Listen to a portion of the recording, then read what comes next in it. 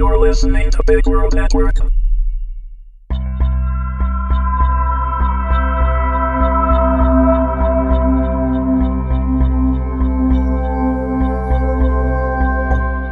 Incubus, Season 5, Episode 9, written and read by Amanda Meuwissen.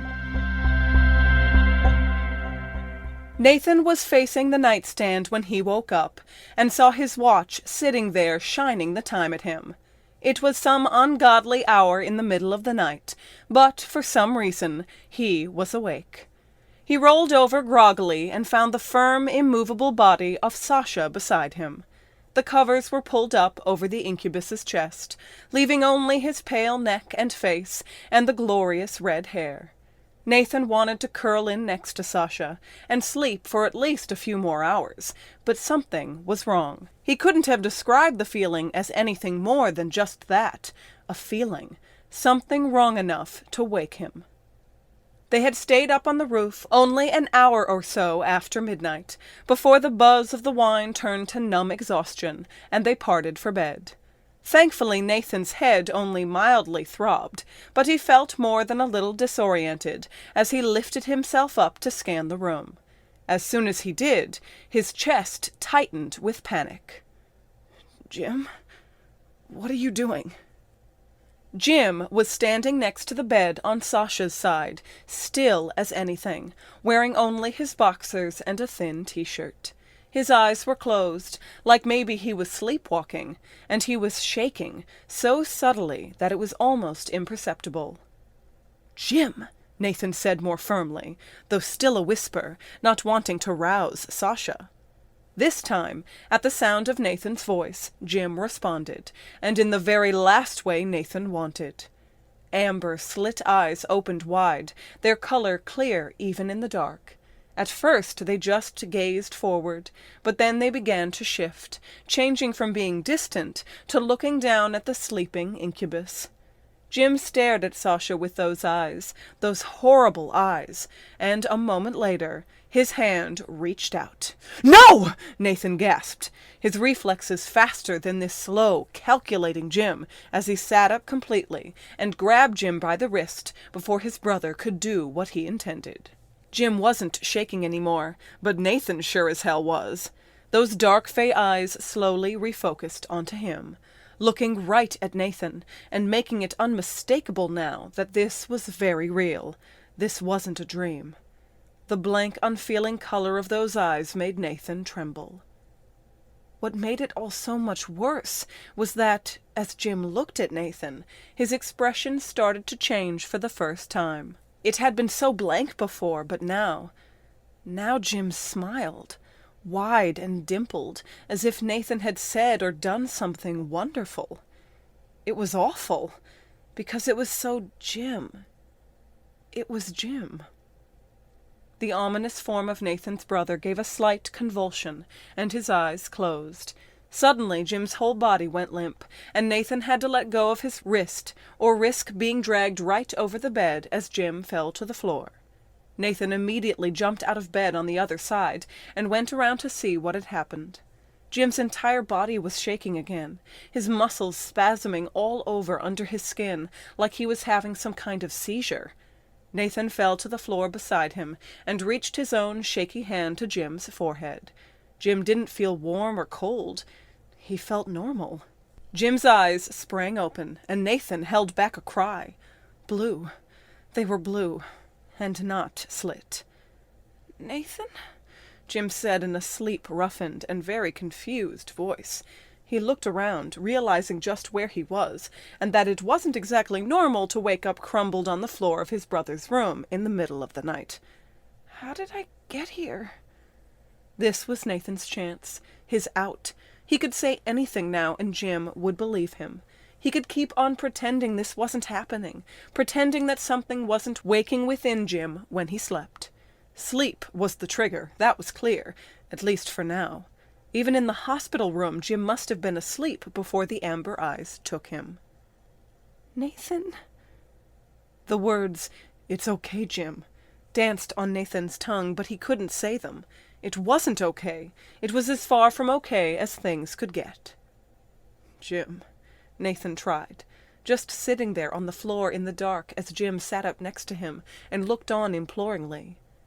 "Do you know what's happening?" Jim's brow creased. "Happening? What's happening? Did I—" Jim glanced frantically around the room, finally returning his wide blue stare onto Nathan. "Did I sleepwalk again?" "Again?" Nathan swallowed deep in his throat. "How long have you been sleepwalking?" Jim's eyes darted down, and Nathan knew before Jim spoke that keeping things about this a secret went both ways. "I don't know. I guess a while now. But it's no big deal. I just wake up sometimes, out of bed, but never too far. The farthest I've ever been was the bathroom. I think I just have too much on my mind, that's all." "Do you remember anything from when it happens?" Again Jim looked sheepish and hesitant, like there was so much he wasn't saying, even before he opened his mouth. "I don't remember much, just what I dream. And that's vague, too. It's nothing." Jim started to get up. Nathan reached out and forced Jim back down to stay on the floor with him. "You gotta tell me, Jim. You gotta. This isn't just sleepwalking. I think you know that." The silence that followed was all Nathan needed to know he was right. "It doesn't mean anything," Jim said again, but his tone told Nathan differently. "The dreams are just me, like I'm drowning but there's no water. Just darkness everywhere, and I'm trying to find some kind of surface, some kind of light, but I can't. And I can almost tell what I'm doing, what's going on, but I can't. I don't know, Nate. The only thing I really remember is those eyes," Nathan finished. Jim blinked at him in horror. "Red on black eyes. I know, Jim. I've seen them too. I heard you and Sasha talking in the library yesterday. I know you're starting to remember about the veil, and it's slipping into your dreams. It's making you do things, changing you. I have to tell you." "Nate, tell me what?" It was almost a comfort to Nathan that Jim seemed just as afraid as he was. It made it easier for Nathan's hand on Jim's shoulder to move up to Jim's face and just hold there for a moment. Then he pulled away, took a breath, and tried to think how to tell Jim everything. "Nathan? Jim?" called Sasha's voice from above them in the bed, foreign and quiet against the silence that had overtaken them. "What's going on?" It was 4 a.m, and they were nowhere near ready to head back to sleep. Nathan was sitting next to Sasha on the edge of their bed, and Jim was sitting across from them in a chair he had pulled over from the corner of the room. None of them had said anything for a solid minute, and a minute that tense always felt more like 5, like 10, like an hour. This was the 3rd time?" Jim finally said, too loud for the middle of the night. "You saw me like that 3 times, Nathan, and you're just telling me now?" "The first was while I was in the hospital," Nathan admitted. "And I didn't say anything earlier because I don't know, I thought maybe I'd imagined it. But Walter disappeared when it happened." He glanced around the room, but of course Walter couldn't be there now. "Nathan," Jim said with a snarl on his face. "You tell me anyway! You tell me! You don't lie right to my face! I don't care. If you wanted to convince yourself it wasn't real, you should have told me." "Like you told me about remembering the veil, or all this sleepwalking?" Nathan shot back. "Pot," he said, pointing at Jim, and then pointed back at himself with a firm kettle. "So shut up. We're both idiots, the end. Now can we get back to the issue here? What the hell is going on, Jim? What else aren't you saying? Are you losing yourself to these powers or what? Are you awakening because you're using them too much?" It's not like that," Jim tried to say with confidence, but ended up sounding like a frustrated child. "I've never really ever given in to the powers. I'm always keeping them in check as much as I can, so that giving myself over to them completely never happens. If I thought I was losing that control, Nathan, even a little, I'd tell you, immediately. Of course I would, and God, I'd stop. I'd push them out and never use them again. I don't want to awaken." A humorless laugh fell from Sasha's lips. "Push them out?" the Incubus said skeptically. "Jim, these powers aren't something you can turn off. They're in you. And maybe trying so hard to cap them is what's manifesting these dreams and episodes while you sleep. I'm not saying you have to just give in and awaken, but if fighting it is causing this—" Silence fell between them again, and Jim stared forward like he was being crushed by the weight of it all. We need to calm down," Nathan said softly. "This doesn't mean you're awakening, Jim, or that you'll for sure turn out like other changelings." "You don't know that," Jim said miserably. "I believe it. You're still Jim." "Nathan." "You're still my brother." "Nathan?" "Jim," Nathan said with just as much warning, because he knew what was coming. He knew what Jim was going to do. The misery on Jim's face didn't waver as he said very clearly, with all of his power behind the words, "Tell the truth." Nathan couldn't not tell him then, much as he tried. "I'm terrified of you," he said, falling prey to Jim's control. "I think you were going to hurt Sasha tonight, and I don't know why. You don't know what's happening, and we can't stop it, and you can't control it, and I'm so scared that one day there'll be those damn amber eyes like the messenger and no you, and I don't know how to fix it."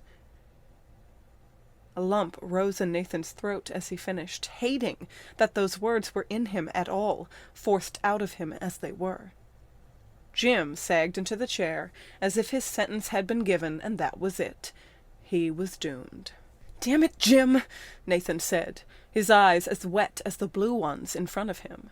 He wanted to get angry with Jim for mojoing him like that, but he couldn't.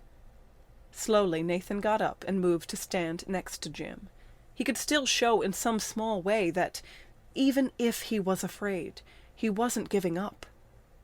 "You don't get to choose when it's too late," Nathan said, knowing there was no point in trying to take back any of what he had said.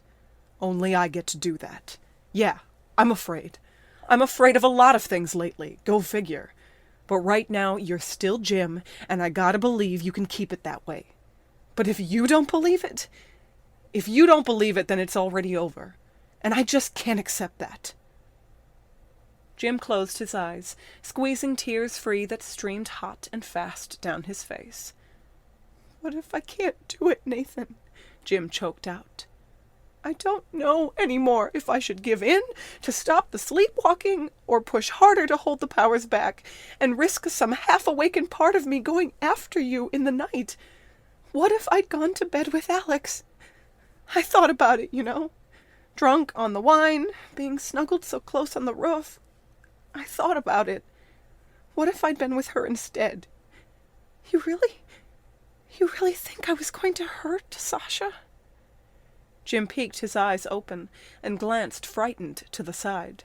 "I don't know," Nathan answered honestly, lifting his eyes to look at Sasha, who was sitting very still on the bed, his expression serious and mournful.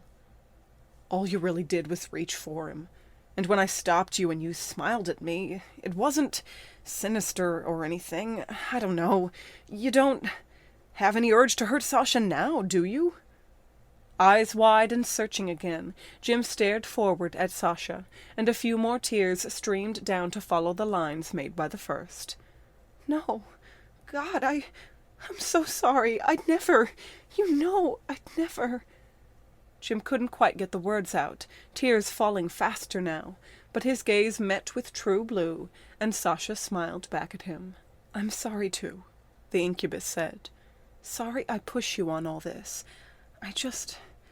I've lived with abilities my whole life, and sure, being born full Fae makes it different, but I stand by what I said once before. No matter what gets inside of you, no matter what happens to you, only you can make the choices of what to do with what you're given. And I'm with Nathan. I don't see you choosing evil, Jim. I certainly don't see you wanting to hurt either of us. You love us. You sort of can't hide that from me." Sasha grinned a little wider.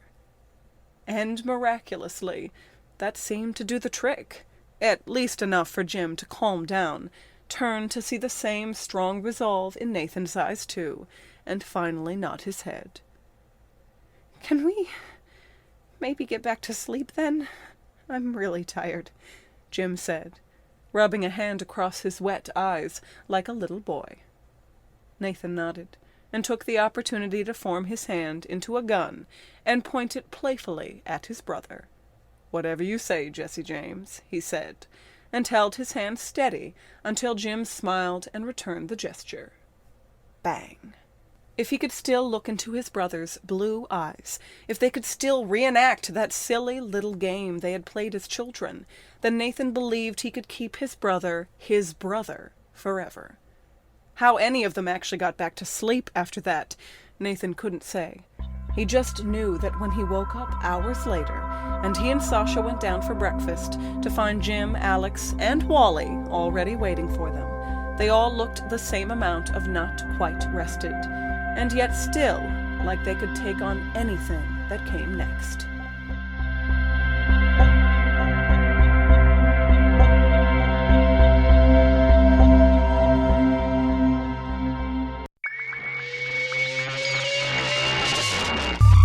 You're listening to Big World Network.